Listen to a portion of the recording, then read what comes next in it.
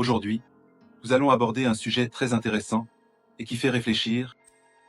Comment se fait-il qu'Israël puisse recevoir un soutien inconditionnel des États-Unis malgré les violations des droits de l'homme et les abus à Gaza? Nous nous sommes tous posé cette question au moins une fois, n'est-ce pas? Mais la réponse est beaucoup plus profonde et intéressante que ce que nous pensons. En fait, cela repose sur la puissance du lobby israélien. Allons examiner ce sujet un peu plus en profondeur et clarifions-le avec chaque détail que nous découvrons. C'est en fait une question à laquelle vous n'avez peut-être jamais pensé auparavant. Mais une fois que vous entrez dans le sujet, vous réaliserez à quel point tout est complexe. Bien sûr, une pensée peut vous traverser l'esprit. Tu vas nous parler d'un complot maintenant? Détendez-vous. Ce n'est pas une théorie du complot antisémite. Ce dont nous allons parler est une étude académique. C'est une recherche assez sérieuse. Si vous n'avez pas beaucoup entendu parler de la puissance du lobby israélien, jusqu'à présent, vous allez apprendre beaucoup de choses. Dans cette vidéo, deux académiciens respectés ont écrit un livre, dans les années 2000, sur les relations internationales. Ce livre fait beaucoup de bruit, parce que le livre avançait une revendication très importante. Le lobby israélien dirige la politique étrangère des États-Unis. Alors, comment cela se fait-il? Allons-y, continuons, il y a encore plus. La question ici est en fait très profonde. Comment un lobby peut-il être si puissant et influencer à ce point la politique étrangère d'un pays? Bien que cela puisse sembler un sujet de discussion ordinaire, son essence est beaucoup plus complexe que vous ne le pensez. Oui, ce n'est peut-être pas quelque chose auquel vous avez déjà pensé auparavant, mais ce que vous appelez le lobbying est en fait très courant et légal aux États-Unis. Que diriez-vous si je vous demandais ce qu'est le lobbying? Disons que vous êtes un agriculteur et que vous avez un syndicat agriculteur. Ce syndicat peut faire du lobbying en rencontrant des membres du Congrès pour défendre ses intérêts et obtenir des avantages pour certains marchés. Le lobbying est une méthode assez courante aux États-Unis, mais le lobby dont nous parlons ici n'est pas un seul groupe. C'est juste un exemple. Le lobby dont nous allons parler ici est une grande puissance qui agit également en lien avec Israël. Il y a un énorme réseau composé de plusieurs organisations, mais ces groupes partagent un seul objectif: soutenir Israël sur tous les sujets et forcer les États-Unis à adopter une politique de soutien à Israël. La partie vraiment intéressante, c'est à quel point ce lobby est profondément ancré et comment il a créé des réseaux complexes.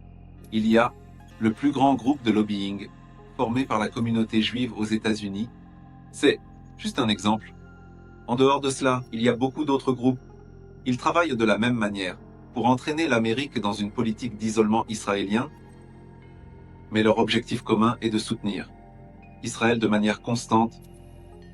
Alors, savez-vous ce qu'ils font en se réunissant? Ils essaient de maintenir les États-Unis sur une ligne de soutien constant à Israël. Alors, comment ça se passe? Croyez-moi, tout est beaucoup plus finement calculé et planifié. Laissez-moi donner un exemple. Par exemple, disons que vous êtes un juif américain et que vous ressentez un lien émotionnel très fort avec Israël. Alors, vous pouvez leur demander d'écrire des articles dans les journaux pour présenter Israël de manière plus positive. C'est en fait une partie du lobby. La communauté juive se fait sentir de manière active dans les médias, dans les universités et même à tous les niveaux du gouvernement. Ou disons qu'un académicien fait des recherches pour défendre Israël. C'est aussi dans le cadre de ce lobby, les juifs, même les juifs riches, soutiennent ce lobby parce qu'ils utilisent la chaire des études israéliennes dans les universités pour renforcer encore plus ce pouvoir. Mais quel est le but de tous ces efforts? Renforcer encore plus le pouvoir d'Israël, aux États-Unis. Mais allons, un peu plus en profondeur.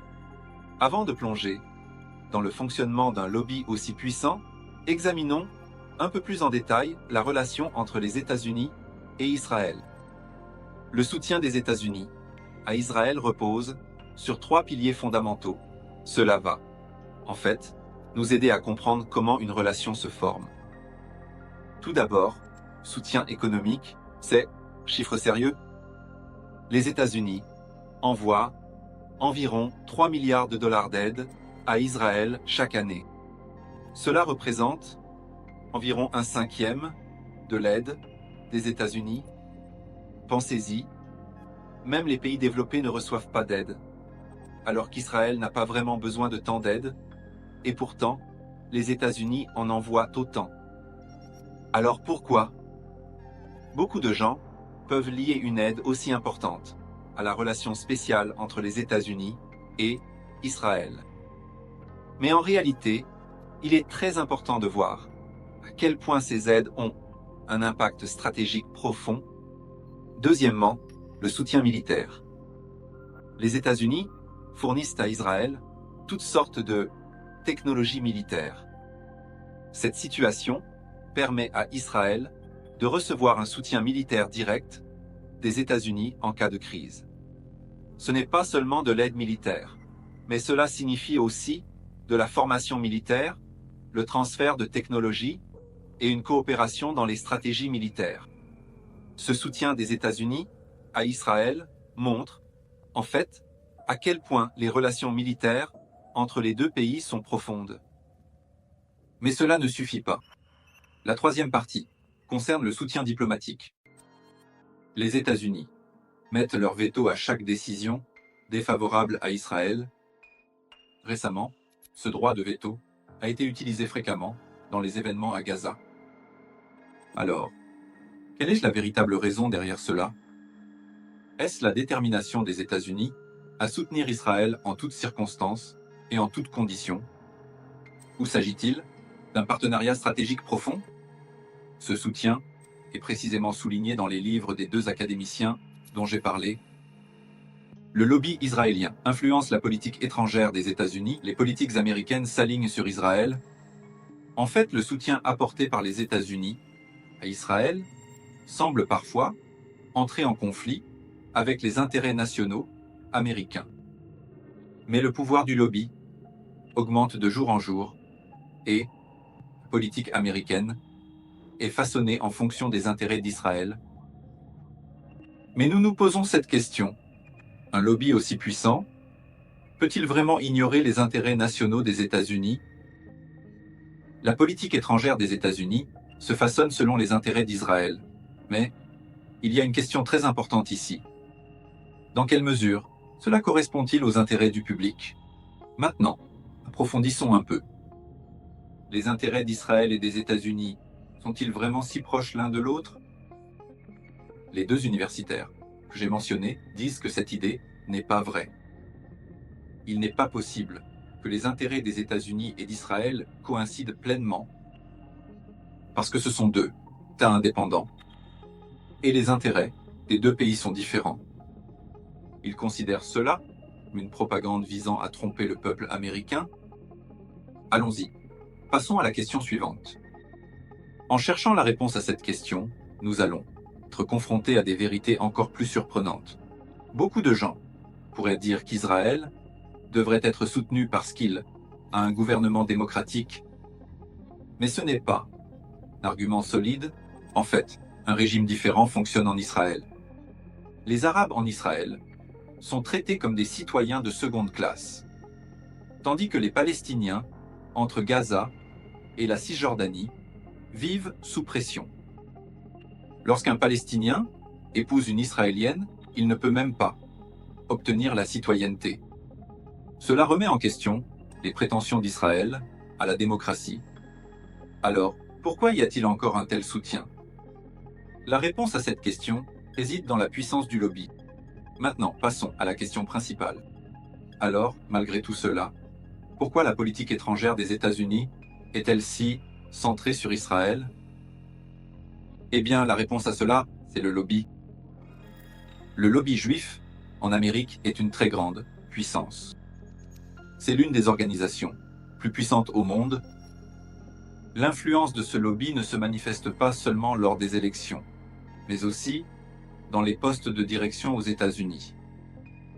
Par exemple, une grande partie du ministère des Affaires étrangères des États-Unis est remplie de noms d'origine juive. Alors, que signifie cette situation?